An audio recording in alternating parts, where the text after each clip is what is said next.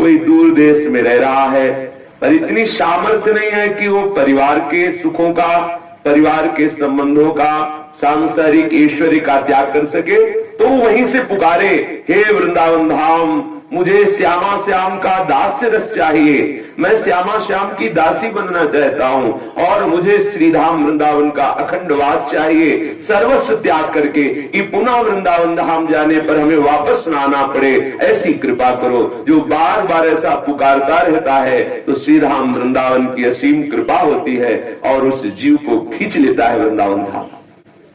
हाँ, ये जरूर है कि उसके खींचने का तरीका तुम्हारी सोच से अलग हो सकता है, तुम्हारी जो सोच है उससे अलग हो सकता है, क्योंकि वृंदावन धाम कैसे खींचेगा वो तुम्हारी सोच नहीं है। तुम जिस प्रकार से सोचे होगे शायद बिल्कुल उसके विपरीत हो। कोई दिल्ली के धनी मानी पुरुष थे, उन्होंने सत्संग में सुना कि वृंदावन के जो संतों को सुख पहुंचाता है, जो संतों की सेवा करता है, उसके ऊपर ठाकुर जी बहुत जल्दी रीझ जाते हैं और जब ठाकुर जी रीझ जाते हैं तो उसे अपने निज समीप खींच लेते हैं, अर्थात अखंड श्रीधाम वृंदावन का वास दे देते हैं। बहुत धन था, खूब विशेष सामग्रियों में मन लगा हुआ था, बस एक बात सत्संग की उसके मन में बैठ गई कि वृंदावन के संतों की सेवा। संत तो सब भगवत स्वरूप है, पर सत्संग में शब्द कान में पड़ा कि वृंदावन के संतों की सेवा से बहुत शीघ्र ठाकुर जी रीझ जाते हैं और ठाकुर जी श्रीधाम वृंदावन का वास रीझ कर प्रदान कर देते हैं। धनी मानी था, मन में आ गई बात। अब जब वृंदावन आता तो संतों की पंगत करवाता। ऐसा मत समझो कि वृंदावन में जो भंडारे खाते घूमते हैं ये ऐसे ही संत हैं। कहां बैठे हैं? श्रीधाम वृंदावन में। कहां जा रहे हैं? प्रिया प्रीतम का प्रसाद पाने। यहां जहां भी भोग प्रसाद बट रहा होगा पहले श्यामा श्याम को पाया जाएगा और इस रज में बैठ के पाएंगे। इस रज में, परम प्रेम में, रज में बैठ के पा रहे हैं। प्रिया प्रीतम का भोग लग रहा है और प्रिया प्रीतम के आश्रित हैं, जो श्यामा श्याम के आश्रित हैं, श्यामा श्याम के महल में रह रहे हैं, श्यामा श्याम का उच्छिष्टामृत पा रहे हैं। ये कोई साधारण है? वृंदावन में साधारण जीव आता है? असीम कृपा प्यारी जीव की होती तब वृंदावन में आता है। ऐसा कभी मत मान लेना कि अरे सब भिखारी हैं जो इधर उधर भटकते रहते हैं, भजन भजन तो करते नहीं, भागते घूमते।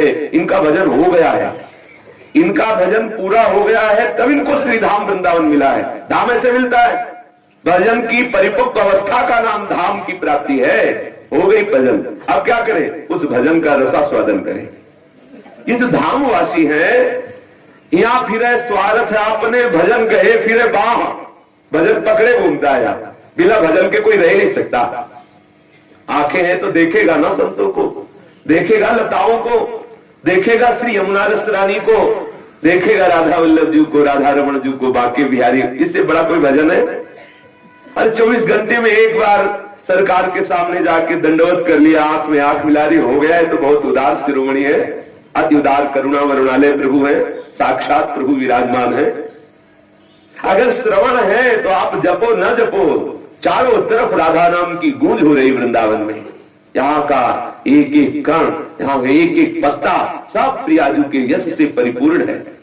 अगर शरीर में त्वचा है तो वायु स्पर्श करेगी।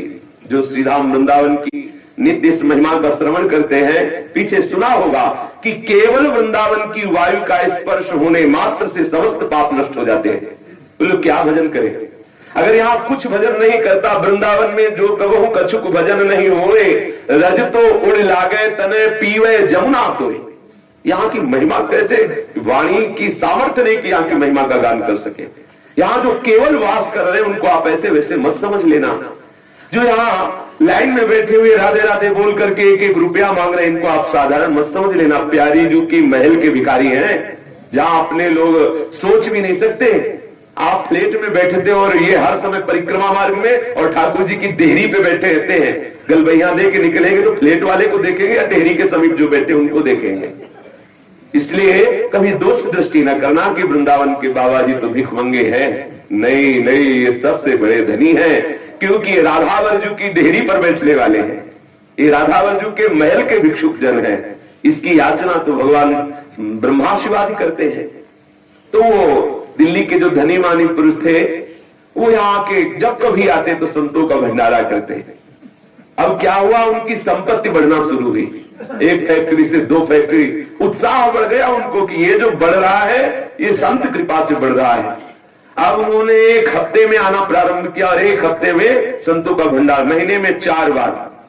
अब तो इतना आनंद बरसने लगा, हृदय आनंदित रहने लगा, सुख समृद्धि बढ़ने लगी। उनका जो एक पुत्र था वो भी बड़ा सुशील सज्जन और पढ़ने में बड़ा प्रवीण और व्यापार का भी हाथ बटाने लगा।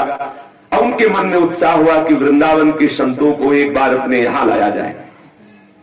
वृंदावन के संत बड़े उदार हैं, बड़े कृपालु हैं और वो वर्षों से सेवा कर रहे थे, इसलिए सब संत समझ गए थे दिल्ली वाला भगत आने वाला है।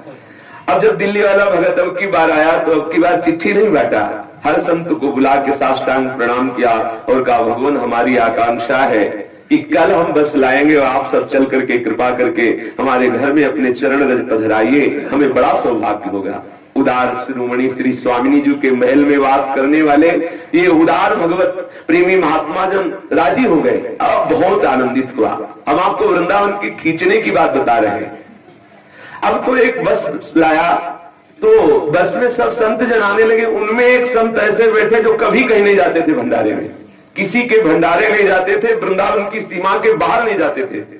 आश्चर्य हुआ सबको कि जो वृंदावन की सीमा के बाहर नहीं जाते थे वो कैसे बैठे।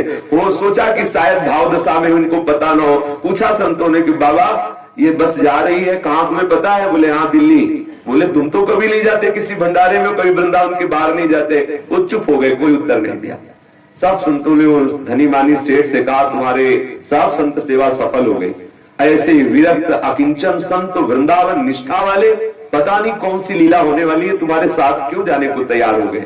ओ कार से भागा और जाके विशाल विशाल उत्सव का स्वरूप रखा, खूब फूल मालाएं मंगाई, संतों के लिए सुंदर गद्दी सुंदर सुंदर पुष्प डाल करके बिछाया। संत जन जब गए सबका चरणामृत लिया, बैठाला पवाया। जब पा चुके सबको प्रणाम कर रहे थे तो उन संत ने कहा तुम्हें वृंदावन ने बुलाया है। बस बोले हम तुम्हें बुलाने आए, तुम्हें वृंदावन ने बुलाया है। सब संतों को लगा कि बावरे हो गए क्या, वृंदावन तो जाते ही आते हैं। पर संतों की भाषा समझना बड़ी विचित्र बात है। उस सेठ जी को कोई खास बात नहीं लगी कि हर हफ्ते वृंदावन जाते हैं, कह रहे वृंदावन ने बुलाया है। अब संत गाड़ी में बैठे, कोई भेंट दक्षिणा नहीं ली, चले आए। दूसरे दिन ही लड़के का एक्सीडेंट हुआ, मर गया। हमें वृंदावन का बुलावा बता रहे कि वो अपने ढंग से बुलाएगा।